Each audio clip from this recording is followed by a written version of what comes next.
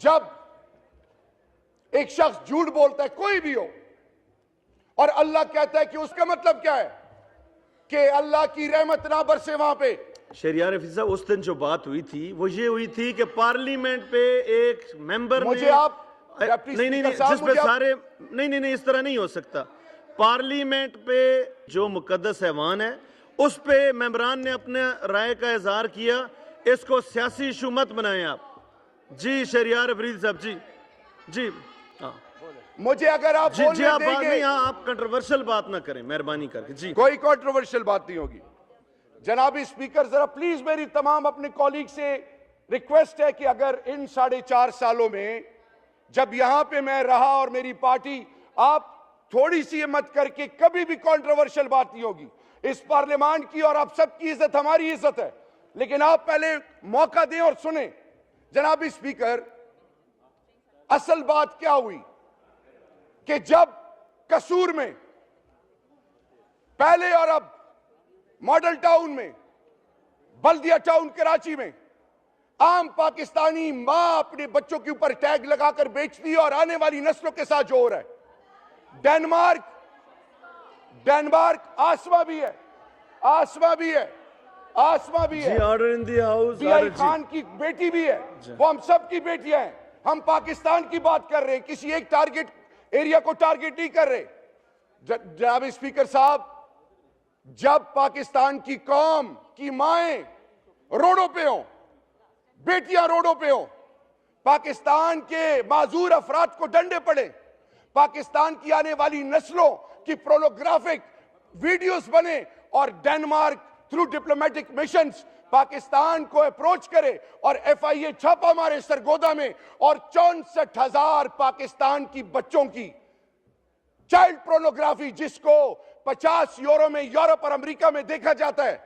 پاکستان اگر pornography, child pornography کا hub بنے, پاکستان کے بچوں کے ساتھ بالجبر زنا ہو, اور اس کے لیے ایک گاؤں میں 280 بچوں کو نکال کے اس کے ساتھ زیادتی ہو, اور اس پارلیمان میں تمام بیٹھنے والے جو اپنی اولاد کی ایک تصویر لیک ہونے پہ تمام لوگوں کو اور ملک کو سراپا احتجاج شروع کرتے ہیں, تو میرا سوال ان سے یہ ہے کہ اگر آپ کے گھر میں بچوں کے ساتھ خدا نخواستہ یا میرے بچوں کے ساتھ ہی ہو تو ہماری اس وقت کیا کیفیت ہوگی؟ تو کیا ایسے پارلیمان میں بیٹھنے والے جو جھوٹ بولے, جو آنے والی نسلوں کی عزتوں کو پروٹیکٹ نہ کر سکے, اس پر اگر اللہ کی راہ ہو تو کیا کہیں گے یہ پاکستانی قوم؟ جب ایک ماں کرتے بیچے, ماں بچوں کو بیچے, اور وہ آپ انہیں کہیں کہ پارلیمان تقدس, تو وہ آپ سے سوال کرے گا کہ میں جھوٹے جرائم کے لیے یا چھوٹے جرائم کے لیے ذلیل و خوار ہو رہی ہوں یا ہو رہا ہوں؟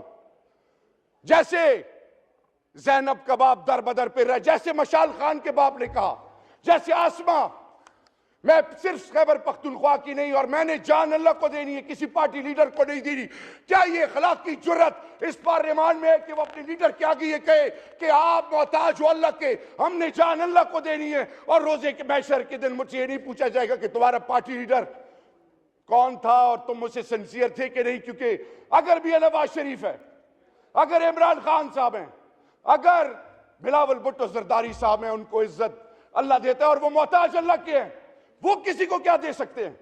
آج اس پارلیمان میں فیصلہ کرنا ہے ہم نے کہ کب تک عام پاکستانی ذلیل ہوگا, کب تک اس جوان بچے کو کون جواب دے گا جو کراچی میں شہید کر دیا گیا, وہ بارڈر پہ جو جوان اپنی جانوں کے نذرانے پیش کر رہے ہیں. جناب اسپیکر صاحب, گھروں کو عزت گھر کے مکین دیتے ہیں, مسجد کو عزت اندر نمازی دیتے ہیں, معاشروں کو عزت کون دیتا ہے؟ ان کے بڑے. اور پاکستان کے اگر بڑے جھوٹ بولے, ملک کا مال لوٹے, غریبوں کو, ناداروں مسکینوں کا مال لوٹے, اور آپ کہیں کہ ان کو عزت ہو, عزت نہیں ملے گی. جناب اسپیکر صاحب, عزت نہیں ملے گی, تذلیل کا سبب بنیں گے. اور میں آپ کو ایمانداری سے بتاؤں, میں نے جان اللہ کو دینی ہے. جناب اسپیکر صاحب, میرے گھر سے 3 جنازے نکلے.